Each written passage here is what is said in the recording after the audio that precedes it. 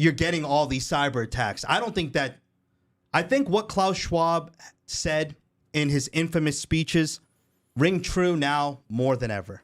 And on that, let's hit, since we're talking about the cyber attack, let's play clip 110 and then clip 111.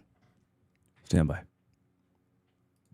I heard in Minnesota there was a cyber attack, and they blame it on Iran. I don't think so. I blame it on Minnesota because they're grossly incompetent. There was a cyber attack of 30 water plants.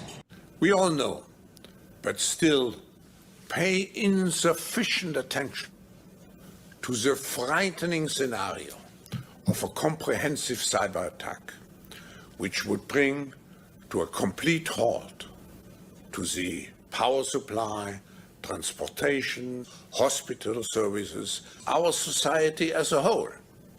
The COVID-19 crisis would be seen in this respect as a small disturbance in comparison to a major cyber attack. Dude, and you know that old saying, you follow the money.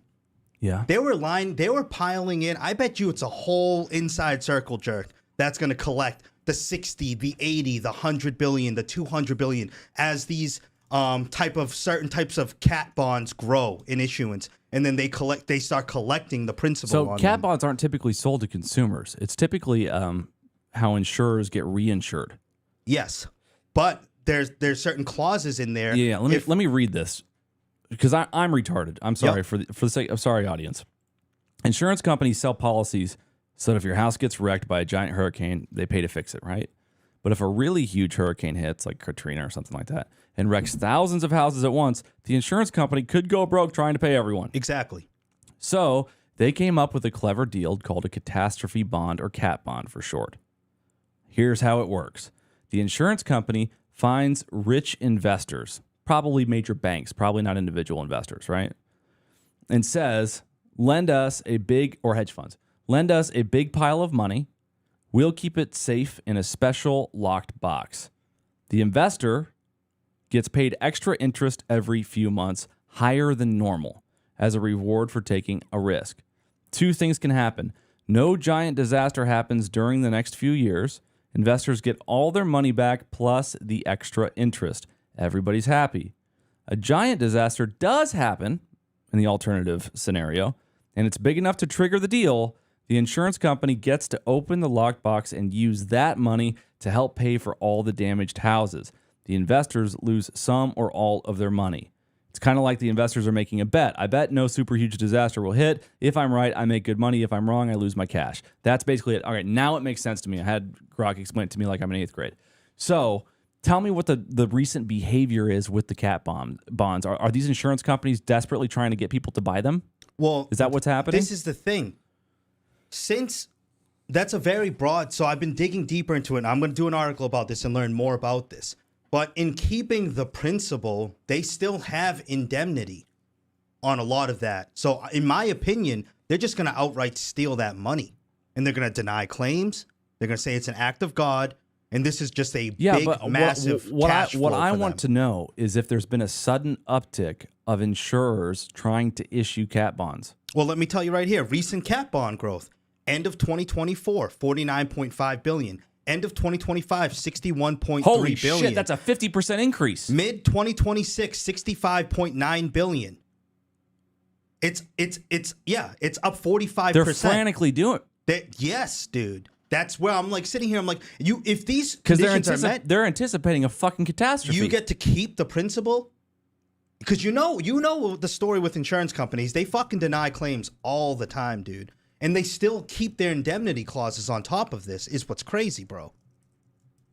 The market roughly doubled 25 billion from 2014 to over 65 billion by mid-2026. Here's what you have to look at, though. You have to look at whether or not the same thing happened in 2002. With what? Katrina? With cat bond. 2002, after 9/11, did banks just because we went to war. So does it happen every time we go to war? Do these insurance providers try to issue a bunch of cat bonds because they're anticipating, higher risk? No, so these cat bonds, the ones specifically growing, are environmental factors. They had the pandemic bonds, but they tiered those down and they're no longer in existence during COVID. They actually opened up a pandemic bond. And now the fastest growing segment of cat bonds are the specialized cyber attack catastrophe bonds. So that's the pattern I'm seeing. So the insurers are anticipating cyber attacks on a massive scale. 100%, because that's the fastest growing segment. Who's of buying cat them bonds. though? Because you would think that the investors would be savvy enough to be like, I'm not buying that shit. Some cat bonds are semi-retail, like you were saying, very, very rich investors. If you want to be an investor in the stock market, it used to be that you had to have $1 million, and they lowered the threshold to 500,000. Then they lowered the threshold to $1 million. Right. Then ahead of SpaceX, they actually lowered the threshold to like 2,000. Yeah, $2,000, because they want to suck as much money out of retail as possible. So I'm guessing it's smaller hedge funds, regional banks, corporations, and big-time retail investor players. That's who I think are actually buying this.